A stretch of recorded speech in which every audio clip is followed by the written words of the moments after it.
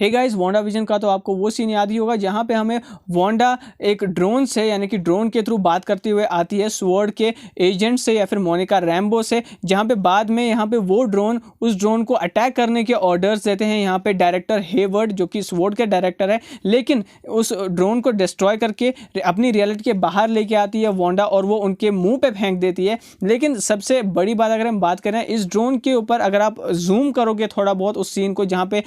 Drone लेके बाहर आती है स्कारलेट विच, तो यहाँ पे उस ड्रोन के ऊपर लिखा होता है स्टार्क इंडस्ट्रीज। अब ये स्टार्क इंडस्ट्रीज का क्या मतलब है, यानी कि क्या यहाँ पे अपनी टेक्नोलॉजी जो है वो अपनी जितनी भी आर्मरी है या फिर जितने भी अपनी इन्वेंट्री में सामान रखते थे या फिर जितने भी वेपन्स आज तक पुराने बनाए हैं या फिर जितने भी मॉडल्स उन्होंने 2008 तक बनाया है जब तक स्टार्क इंडस्ट्रीज वेपन बनाती थी, तो क्या वो सारी चीज़ें उन्होंने शील्ड को और स्वॉर्ड को दे दी है टोनी स्टार्क ने? तो जी हाँ। और यहाँ पे सबसे बड़ी एक बात ये भी है कि जब स्कोविया अकॉर्ड साइन हुए थे तो उसके बाद हो सकता है कि स्वॉर्ड का रोल और भी ज़्यादा एक्टिव हो और उस एजेंसी को सपोर्ट करने के लिए और उस एजेंसी को अपने सुपरविजन में या फिर उसके साथ काम करने के दौरान टोनी स्टार्क ने कुछ ना कुछ जो है ना वेपन्स वो यहाँ पे डोनेट किए हों उस ऑर्गेनाइजेशन में। और हो ये भी सकता है कि यहाँ पे जो स्वॉर्ड एजेंसी है या फिर शील्ड एजेंसी है या फिर गवर्नमेंट अथॉरिटीज़ है, उन्होंने यहाँ पे परमिशन ली हो टोनी स्टार्क की एवेंजर्स इन्फिनिटी वॉर के बाद से कि यहाँ पे वो उनके वेपन्स को जब भी उनको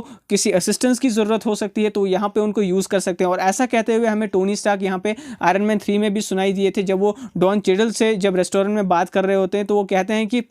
मैं इस मैंड्रिन के थ्रेड को पकड़ सकता हूँ, मेरे पास बहुत सारी ऐसी इन्वेंट्री है। तो यहाँ पे मेरे कहने का मकसद ये है कि टोनी स्टार्क के यही सारे ड्रोन्स, पुराने ड्रोन्स ही नहीं बल्कि जितनी भी नई टेक्नोलॉजी है जो कि आयरन मैन 3 में हमें डिस्कस करते हुए भी यहाँ पे दिखाई दिए थे टोनी स्टार्क की, कैसे वो हवा में ही जो है बॉम्ब ब्लास्ट को या फिर चलती हुई मिसाइल्स को हवा में ही रोक के उन्हें डिसमेंटल कर सकते हैं या फिर डीएक्टिवेट कर सकते हैं। तो ये सारे टेक जो है ना टोनी स्टार्क की इन्वॉल्वमेंट के बगैर भी टोनी स्टार्क के सारे वेपन्स या फिर टोनी स्टार्क इंडस्ट्रीज की जितनी भी आर्मरी है या फिर जितनी भी टेक्नोलॉजी है उसका यूज़ हमें स्वॉर्ड एजेंसी और शील्ड एजेंसी अगर हमें फ्यूचर में देखने को मिलती है तो उसका बहुत सारा यूज़ वो हमें करते हुए दिखाई दे सकते हैं इन फ्यूचर। और क्या पता है कि अगर आयरन मैन का एआई वर्जन सामने आए तो कहीं ना कहीं वो यहाँ पे स्वॉर्ड को असिस्ट करे आगे चल के फ्यूचर में, क्योंकि मुझे लगता है कि स्वॉर्ड का रोल यहाँ पे वांडा विजन में ही ख़त्म नहीं होगा बल्कि इनका रोल कहीं ना कहीं हमें देखने को मिलेगा विंटर सोल्जर में भी। और इसके अलावा जो आर्मर वॉर सीरीज़ आने वाली है उसमें भी हमें स्वॉर्ड एजेंसी का बहुत बड़ा रोल देखने को मिल सकता है, जिसमें हमें स्टार्क वेपन्स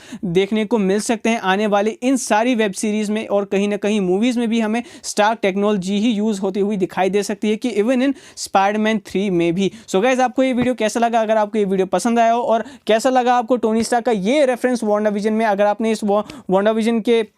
इस रेफरेंस को मिस किया हो तो मुझे कमेंट सेक्शन में ज़रूर बताइएगा। और मैं मिलता हूँ आपसे नेक्स्ट वीडियो में। इस वीडियो को लाइक करें, शेयर करें, चैनल को सब्सक्राइब करें। Till then take care and as always say be marvellous.